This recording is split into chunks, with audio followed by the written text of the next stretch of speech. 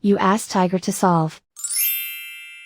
This deals with linear equations with one unknown. The final result is x equals 1/9. Let's solve it step by step.